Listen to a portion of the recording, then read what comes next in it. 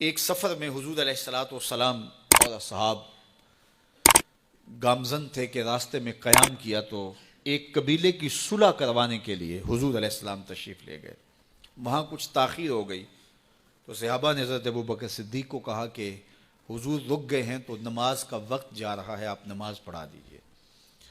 تو حضرت ابوبکر صدیق رضی اللہ تعالیٰ عنہ مصلی پہ کھڑے ہو گئے. اب نماز شروع ہوگی، ادھر سے حضور بھی فارغ ہو گئے تو آقا کریم تشریف لائے. تو آقا کریم علیہ السلام جو ہی تشریف لائے تو صحابہ کی صفیں بندی ہوئی تھیں. حضور کو دیکھا، انہوں نے راستہ چھوڑ دیا.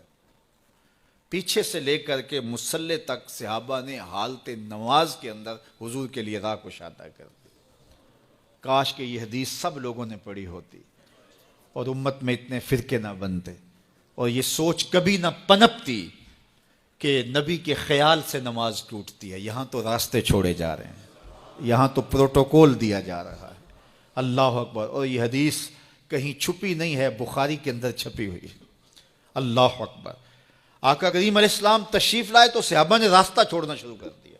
نماز بھی چل رہی ہے اور حضور کا راستہ بھی چھوڑ رہے ہیں. بالکل حضرت ابوبکر صدیق کے پیچھے آ کے حضور کھڑے ہو گئے. ابو بکر لا یلتفت یمینا ولا یسارا، جب آپ نماز پڑھتے تھے تو نہ دائیں دیکھتے نہ بائیں دیکھتے، پوری توجہ انہماک ہوتا. وہ اپنی کیفیات کے جہان میں ڈوبے تھے اور حضور آ کے پیچھے کھڑے ہو گئے. صحابہ نے اپنے ہاتھوں کی پشت پہ ہاتھ مارنے شروع کر دیے. مکعن و تصدیہ، قرآن نے تالی لگانا، سیٹی مارنا، یہ شیطانی اعمال ہیں، لیکن ہاتھ کی پشت پہ ہاتھ مار کے متنبع کرنا یہ مختلف مواقع کے اوپر یہ جائز ہے. تو اب جب حضور آ کے پیچھے کھڑے ہو گئے اور صحابہ سمجھے کہ حضرت ابوبکر صدیق ایک استغراق کے عالم میں ہیں، ایک کیفیت کے جہاں میں ڈوبے ہیں، تو انہوں نے اپنے ہاتھوں کی پشتوں پہ ہاتھ مارنے شروع کر دیے. تو حضرت صدیق اکبر سمجھ گئے کوئی غیر معمولی واقعہ ہو گیا. دیکھا پیچھے حضور کھڑے تھے. اللہ اکبر. تو حضرت صدیق اکبر مصلی سے سرک کے پیچھے آنے لگے تو آقا کریم نے اشارہ کیا رکو، نماز پڑھاؤ. سیدنا صدیق اکبر اس کے باوجود پیچھے آ گئے. کبھی ہوتا ہے حکم اور کبھی ادب آگے ہوتا ہے. اللہ اکبر. حضرت سیدنا علی المرتضیٰ رضی اللہ تعالی عنہ کو کہا نا حضور نے صلح حدیبیہ کے موقع پہ، صلح نامہ لکھوایا جا چکا تو لکھا یہ محمد رسول اللہ اور قریش کی جانب سے ہے. تو عروہ نے کہا اگر محمد رسول اللہ مان لیں ہم تو پھر لڑائی کس چیز کی ہے؟ تو اس لیے محمد رسول اللہ نہیں، محمد بن عبداللہ لکھا جائے. تو وہ اس بات پہ بضد ہو گئے اور اگر ایسا نہیں ہوتا تو معاہدہ ٹوٹ رہا تھا.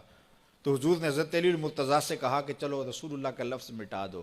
عرض کی میں تو نہیں مٹاؤں گا، میں تو نہیں مٹاؤں گا، یہ نام میں تو نہیں مٹا سکتا. پھر حضور نے خود مٹایا. اب یہاں حضور نے کہا ابو بکر رکو، لیکن حضرت ابو بکر نہیں رکے، پیچھے آ گئے. اور پھر حضور خیر مصلی پہ گئے، نماز ہوئی، سلام پھرا. تو حضرت ابو بکر صدیق رضی اللہ تعالیٰ عنہ کو حضور نے کہا ابو بکر جب میں نے کہا تھا تم رکے رہو تو تم کیوں پیچھے آئے؟ تو سنو حضرت ابو بکر نے کیا جواب دیا رضی اللہ تعالیٰ عنہ. کروڑوں سلام، لاکھوں عقیدتوں اور نیاز مندیوں کے خراج ان کی چوکھٹ پہ.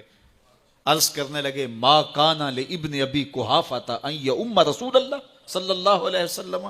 حضور ابو قحافہ کے بیٹے کی جرت کب ہوئی کہ رسول اللہ کے آگے کھڑا ہو کے نماز پڑھائے؟ یہ ابو قحافہ کے بیٹے کی ہمت کب ہوئی کہ رسول اللہ کے سامنے کھڑا ہو کے نماز پڑھائے؟ تو ادب پہلا کرینہ ہے محبت کے کرینوں میں.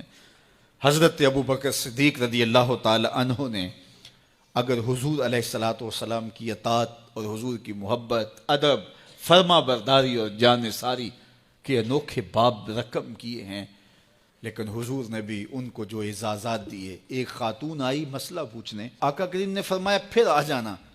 اس نے کہا پھر آؤں اور آپ نہ ملیں؟ تو کہا میں نہ ملوں ابو بکر تو ملیں گے نا. اللہ اکبر. تو اپنے بعد اشارہ دے دیا ان کی طرف کہ میرے بعد میرا نائب ابو بکر ہے. اللہ اکبر. عزتوں کی مسند اور عزتوں کی معراج اور عزتوں کے مقام پہ سیدنا صدیق اکبر رضی اللہ تعالی عنہ کو